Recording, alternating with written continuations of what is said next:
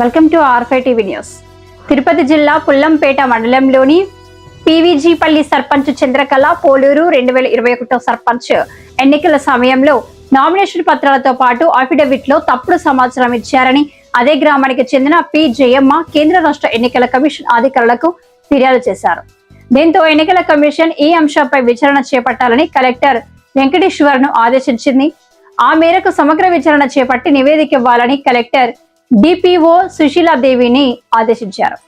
ఆదేశాలు వచ్చిన తర్వాత ఇంతవరకు దానిపై ఎటువంటి దర్యాప్తు జరగలేదని బాధితురాలు జయమ్మ ఆరోపించారు.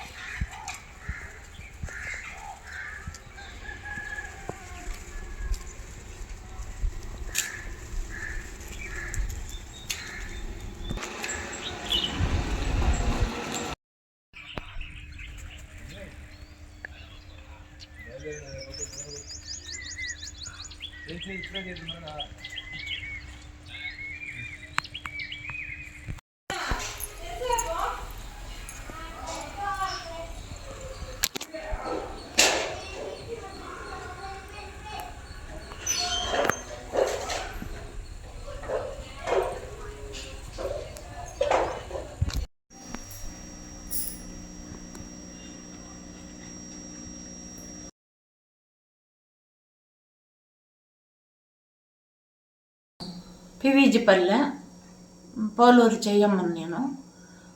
కాబట్టి ఆమె చంద్రకళ అనే ఆమె 2021లో సర్పంచ్ అయింది.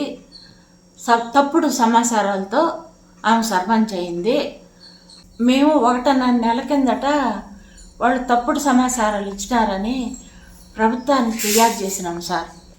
వాళ్ళు వచ్చి ఏ సమాచారాలు మమ్మల్ని అడిగింది లేదు, మమ్మల్ని వాళ్ళు చేసింది లేదు సార్. మీరు వచ్చి మాకు న్యాయం చేయండి సార్.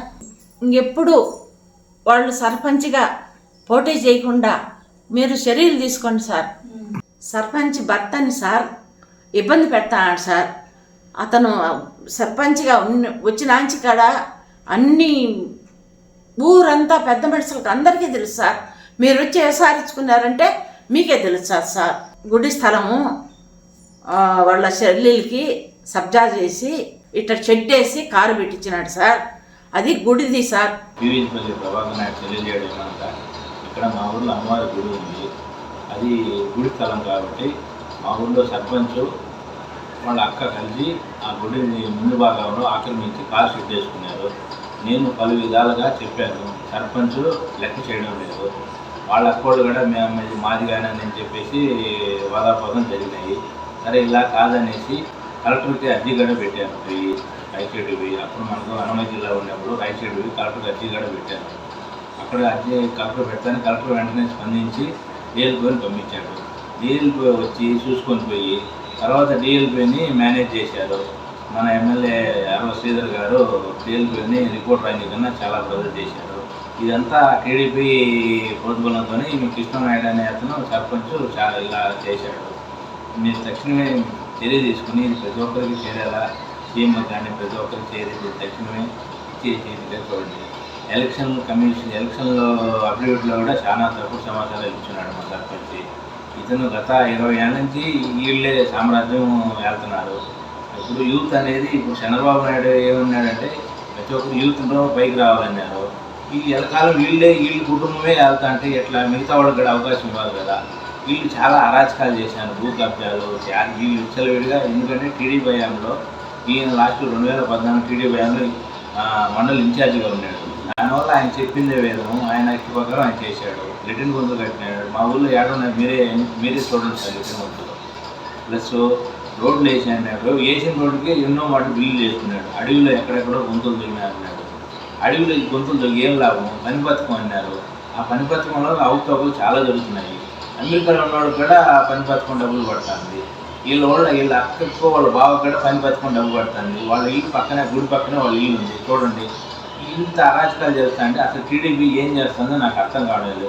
తక్షణమే మీరు మంచి చర్యలు తీసుకొని ఇది ప్రతి ఒక్కరికి చేరేట్టుగా, చంద్రబాబు గారికి చేరేట్టుగా మీరు తెలపాలని మనవి చేసుకున్నాను. ఇట్లు